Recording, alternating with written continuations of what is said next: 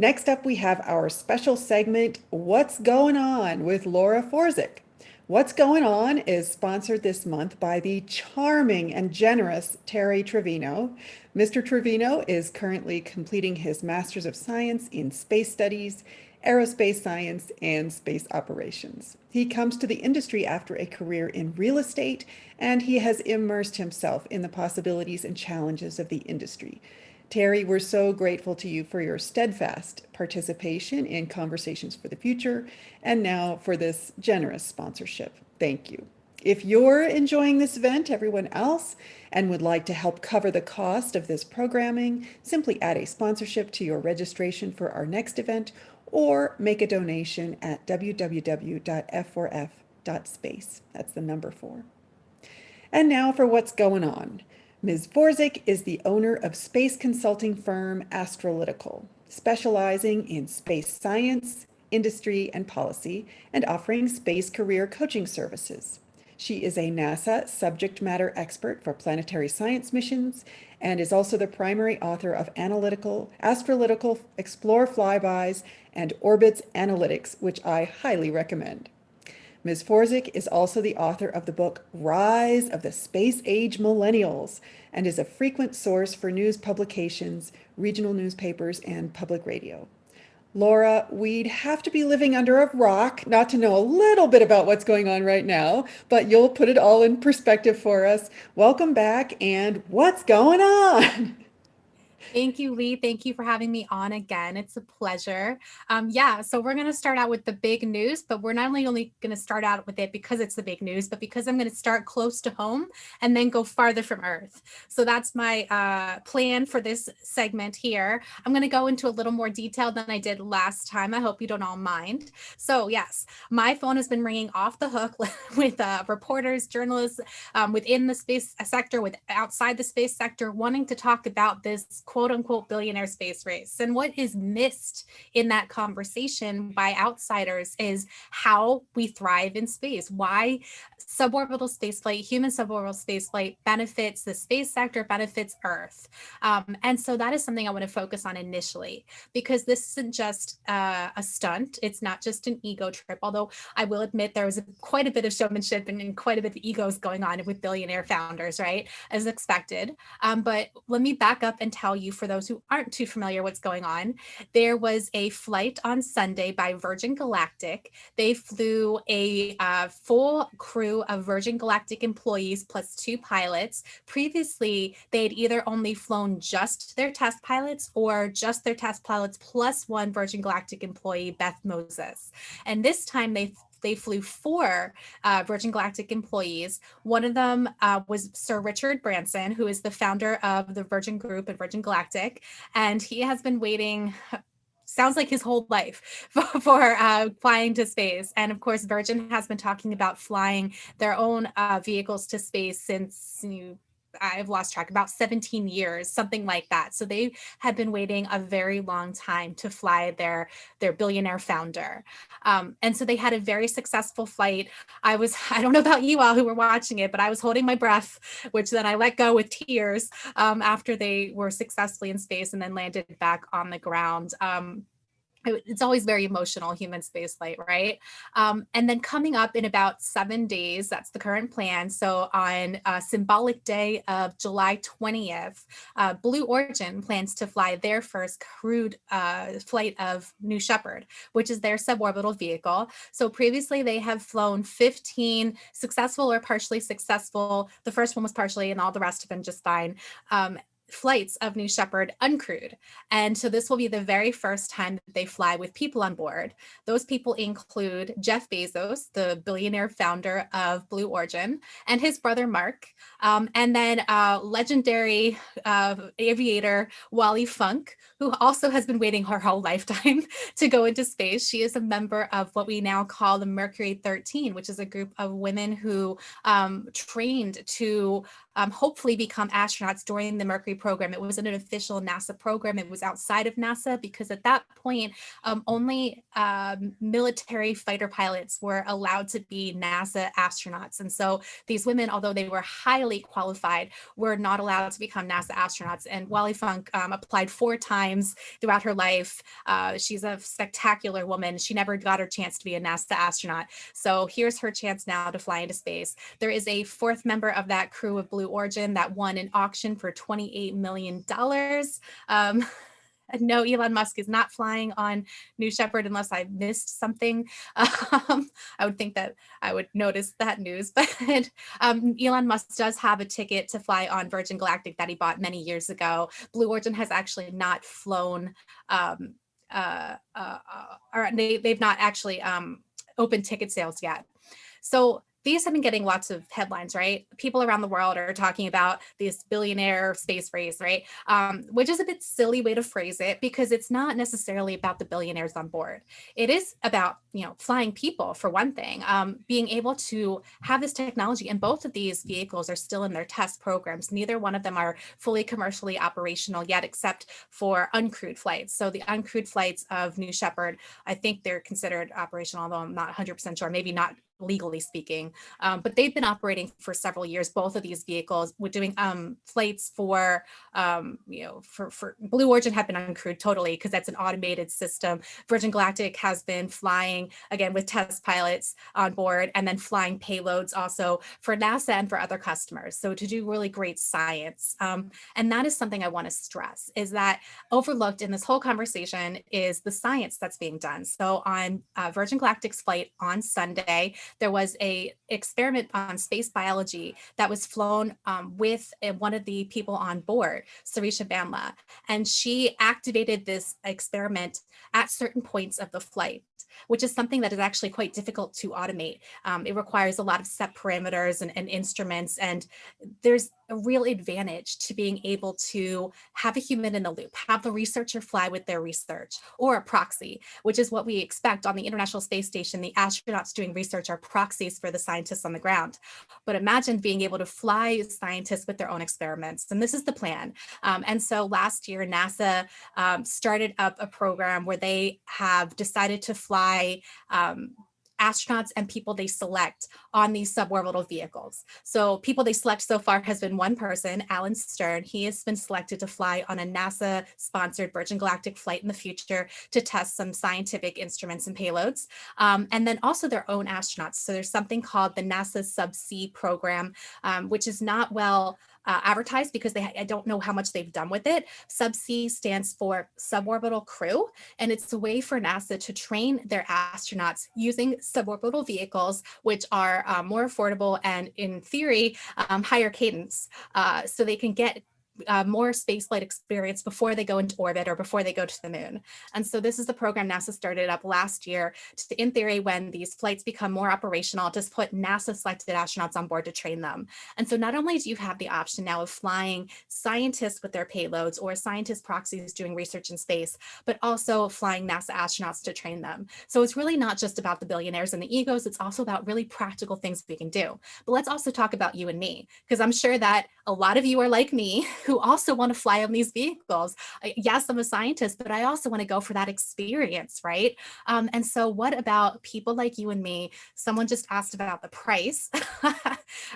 Yes, so Virgin Galactic had initially started selling their tickets for $200,000. They raised it to $250,000, and then they paused ticket sales with the intention of raising that price again, an undisclosed amount. They have not done so yet. Blue Origin has not yet announced their ticket price. That first auction for the crewed flight that's happening in a week sold as a charity auction for $28 million plus a 6% fee for the auctioneer. And so we don't know.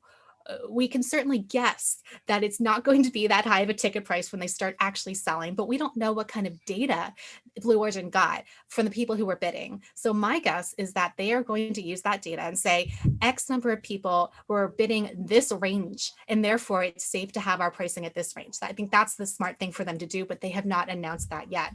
So we can guess it's going to be in the range of what Virgin Galactic is, somewhere in the $250,000 to $500,000 is my guess, maybe even higher. year. If you compare that to orbital spaceflight, it's $55 million to go to the International Space Station with Axiom Space. I don't know how much it is with Space Adventures. They work with the Russians with Roscosmos. And SpaceX sells free flying missions like the Inspiration 4 mission that is going to take a crewed Dragon and go around the Earth. And we don't know what those ticket prices either are. And they haven't disclosed that. And so it's just going to be a lot of time until people like you and me can start flying with our own money. That doesn't mean that we can't go up sooner, because there's competitions and contests and sponsorship available. Right now, Virgin Galactic announced on Sunday they have partnered with OMAZE, OMAZE, to do a charity for a group called Space for Humanity, so that you can go online and donate money to get entries into winning a trip to space through Space for Humanity. Space for Humanity has been around for a few years. They also intend to fly people with their own sponsorship money in other ways. So that's one way that you could be sponsored, is by winning a trip that way. And there's other groups like that are doing sponsored trips. There's also research flights. So I mentioned Alan Stern earlier in the conversation.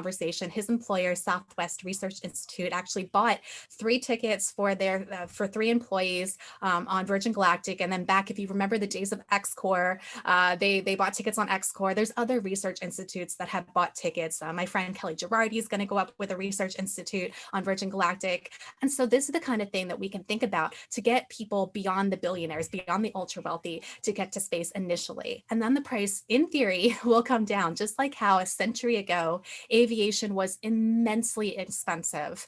And so because it was brand new, right? The technology just wasn't proven. It wasn't there. The business hadn't been, it just isn't where it is today. Now, that isn't to say the airline industry is very stable today, but at least you and I can afford a flight if we want to buy a ticket to space. And I can't keep up with the chat. I apologize. But in any case, I did want to move on to other topics, though. So talking about suborbital space or any kind of space flight, we can imagine that space is going to get more and more crowded. And I'm talking here about suborbital and orbital particularly, and lots of more launches. So we can see already how much SpaceX has increased the launch cadence just globally. I don't know if I don't think they've beaten the number of launches that China has launched yet, but SpaceX by itself is the #1 launch provider for the United States, with with its Starlink launches mostly have added to that cadence, but also with other launches as well. And so with the increase in the amount of launches, both orbital and suborbital, we need a way to work with the other people who use the airspace, and that is the airline industry. And so back in June, there was a hearing held in the House where this was a topic of conversation of how do you get the airline industry to be happy with the restricted airspace of spaceflight, of the range. And this was even something that was bashed by Elon Musk in a tweet recently, where there was a wayward aircraft that delayed a flight. And so finding ways to work together and to communicate better with the airline industry and the space industry. And so the FAA just announced that starting at the end of June, they've finally started something called the Space Data Integrator. They've been working on this for a few years, and it's a way to reduce the amount of time that the airspace is closed off to aircraft that are typically using it. And so if you're in the middle of nowhere, right? If you're in New Mexico at Spaceport America, this might not be an issue. But if you're launching from Cape Canaveral, which is somewhat near Orlando, not too far from other hubs like Miami and Tampa, you can imagine how the airspace is crowded. And then there's like spaceports that want to operate at actual airports. And like the Denver airport, for example, they want to, somebody was talking about making them to a spaceport. And so you can see the ways that traffic needs to be integrated. And in fact, we've seen, by we, I mean my company, Astrolytical, has seen how at the Cape, there have been delays due to the number of spacecraft launching, the manifest in the range, just the amount of spacecraft that's launching from Cape Canaveral. And by the Cape, I mean Cape Canaveral Spaceport Station and Cape Canaveral Kennedy Space Center. Just both those areas launch so much that there's actually delays due to how many groups want to launch, how many different organizations, whether it's companies or NASA, Air Force, whoever, they all want to use that area. So then you add in airspace and it's just very crowded. So finding ways to work together with all the users of the air and space is very important. moving on a little bit, because it's not just about these big names, right? It's not just about SpaceX, also Virgin Orbit and these other smaller launch companies. Now, Virgin Orbit, not to be confused with Virgin Galactic, same, group company, sister company, but Virgin Orbit just had their second successful launch of 7 satellites, 12, I've actually forgotten, but a number of satellites for various customers. They just had their second successful launch, and we are going to see, hopefully, Virgin Orbit increase their cadence. And there's quite a number of small launch companies that are at the verge of being operational. Astra, which just went public, almost reached orbit. They got to space with their last flight, but they didn't quite reach orbit. But they're going to start being operational pretty soon, I would bet. There's other groups like Firefly and Relativity. I mean, there's just so many. I can't even name them off the top of my head. There's these groups that are going to be coming online, and that brings me to opening access to more groups, right? And so this is a debate I'm having in my own mind, where Astra, in their paperwork to file to become public, they talk about how they want to increase their launch cadence to 300 launches a year, which I don't see the demand there. I'm not going to get into an argument in this talk. It's a separate conversation, but you can imagine that increase of cadence if they were to technologically get to the point where they are launching almost daily. How does that open it up for customers? What kind of customers then would come on board? What kind of customers that hadn't thought about space before, thought space was rare, or thought space was extremely expensive, might come on board? And this is speculation on my part, because we haven't seen a large increase in demand, even with SpaceX launching so much. But imagine a future where there is that much. I mean, that's sort of on us, right? To tell other industries and tell our partners and collaborators and customers that, yeah, there's these opportunities for you to go to space more affordably than you could in previous years. So all of that is coming on board, hopefully, in the near future, with Virgin Orbit here, a little bit of a head start with these small launch operators. And of course, Rocket Lab, we're still waiting for them to come back after the last accident, but they've been launching for a few years now. And with all these launches and all these satellites that are going up, we need to think about being responsible stewards of our environment. And this has been on my mind quite a bit, because I just finished up the Brooke Owens Fellowship Summit with my team. I was a coach this year, and my team of undergraduate students, they came up with a concept to clean up space. Just they take a net system. I think they were talking about a magnet, but they got rid of that. But harpoon, satellite servicing with refueling, they called it Swiss Army sats. It was just a way for undergraduates to start thinking about tackling some of the challenges. And the challenge here is the sheer number of satellites that are launching and are planned to launch. And there's companies like Astroscale and Northrop Grumman and other ones that are working on this. And so Astroscale just announced that they have opened up additional ground stations around the world. And this is important because this is a global problem, right? Astroscale itself is an international company. It's based in Japan. There's a headquarters here in the United States. Just thinking about this internationally, we need to work together with international partnerships to figure out how to be responsible stewards of the environment. And some countries are more responsible for the current state of the environment than others, the United States being one, where we have done quite a bit in past years to create space debris or leave dead satellites or leave spent rocket boosters. We need to be responsible for what we've done and make sure that we can still operate in space. Because if we have all of these satellites up there that might be up there, maybe it's low Earth orbit and they'll deorbit in a few years, maybe they're up in geo and they're up there pretty much indefinitely. And we need to figure out how to work with that. And thankfully, there are a lot of groups coming on board to try to think through this problem, but it is an international problem, which is something I want to emphasize here, is really being able to talk about this internationally. And the reason why I'm stressing this is because in a recent hearing with the Senate, I believe, Bill Nelson, the new NASA administrator, talked about how he wants to make the Wolf Amendment permanent. And for those who don't know, the Wolf Amendment restricts the ability for the United States to work directly with China.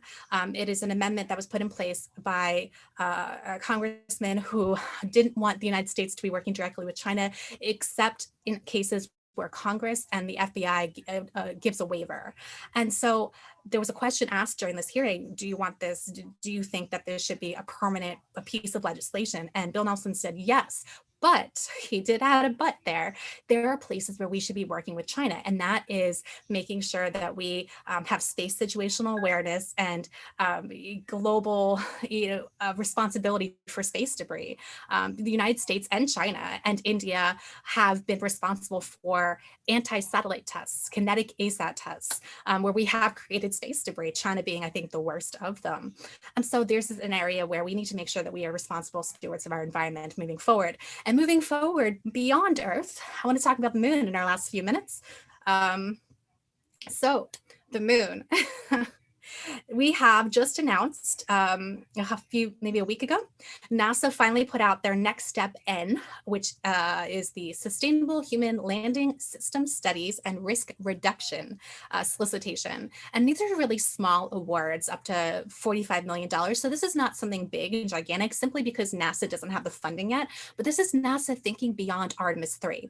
And you might remember the whole controversy with the HLS Artemis 3 award, where it was awarded to SpaceX, and and everyone thought that there would be two awards, and SpaceX was the only awardee. And now there's all kinds of talk within Congress about how do we fix this? How do we give NASA the money or force NASA to award a second contract, presumably to Blue Origin? And NASA is currently officially waiting for Government Accountability Office, GAO, protest decision, which should come in a few weeks, just the beginning of August. But while they're waiting, they're also assuming that SpaceX is going to be the final winner of this and that the protests will come to nothing. The protests were by Blue Origin and Dynetics, the two other competitors. And they're also thinking ahead to what happens after this award, what happens later. So they're planning their Lunar Exploration Transportation Systems, is that the S? Let's program. And so they have issued this solicitation here for the next round. And again, the next round is not something that is a full contract. It's only up to $45 million. It's not enough for a provider to actually get to the moon, but it's a next step forward. And it's up to Congress to then give NASA the money to actually be able to move forward with two providers for the human landing system. And there was discussion yesterday. There was a House Appropriations, Commerce, Justice, and Science Subcommittee hearing yesterday, or markup, that talked about a bill which would give NASA more money than NASA has asked for in the latest presidential budget request. And I think even more money than the Senate wants to give them, but don't quote me on that.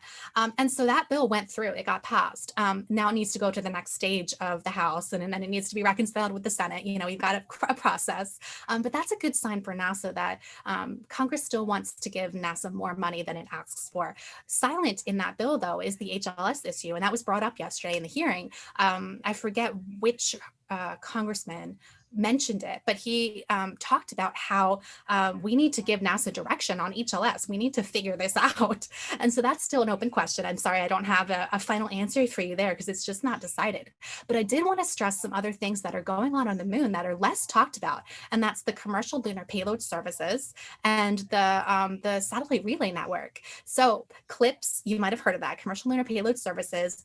There have been 6 awards to 4 companies so far. Let me see if I remember. Astrobotic, Intuitive Machines, Firefly, and Masten Space Systems. And they're going to be delivering payloads, rovers, and landers on the moon. And this is really, really exciting because it's not NASA hardware. If you remember back in the Apollo days and not too far ago, it was all NASA hardware. But this time, NASA's buying these services. NASA's talking about buying services for space suits and this kind of thing. And then I'm running out of time, so I don't want to go too far into this, but NASA's also talking about a relay system on the moon for communications, and they're calling that LunaNet. And they're working with the European Space Agency on a similar program called Moonlight. And so all of this is finally happening. We're finally getting lots of activity on the moon. And I could talk about the Chinese, Russian plans to put a lunar base, which you could ask me in the questions if you want, but but I think I've run out of time. So I'm going to stop here. I think we have time for maybe a couple of questions. Laura, this What's Going On segment with you has been one of my best ideas. So thank you. I wonder, we had a question in the chat from Jordan Melagrana, a good friend to our organization. He wanted to know, is it more likely that we'll just be doing these tourism flights just to enjoy the view, or are we really going to start getting to other places on the globe more quickly through these suborbital flights? Yeah, it's going to start with the former, and then I anticipate it'll go to the latter, but it's going to take time. Yeah. So it needs to be proven safe.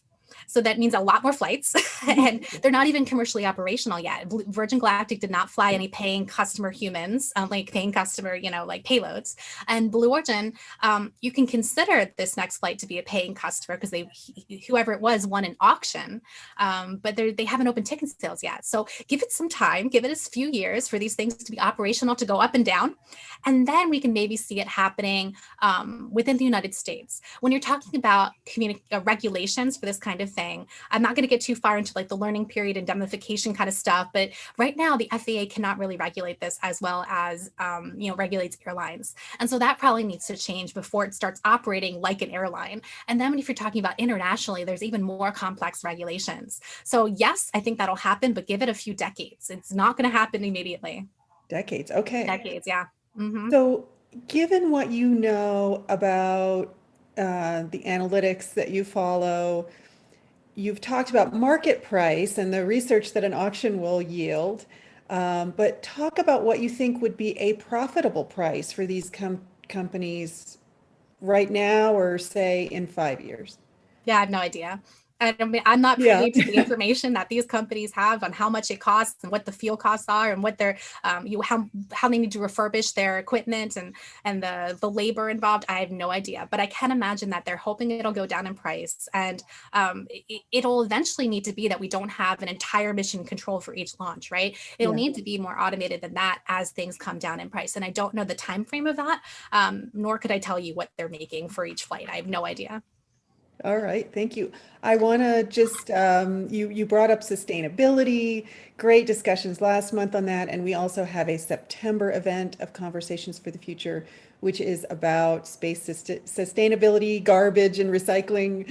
And why don't you tell us just a little bit about Astrolytical's flybys and orbits before we sign off?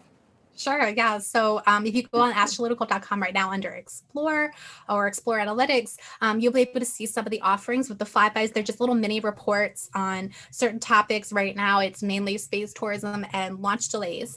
And then you also might see on the top right there a way to sign up for our new newsletter. So if you like this What's Going On segment, in the newsletter every month, you will get not just the news, but what it means and what, how it all fits together and the insights and the analytics that go into there. So you can sign up for that. I think I was trying to read the chat, but it went by too fast. Someone talked about the coaching. And so if you're interested in space career coaching, it's right there on the Astronomical website.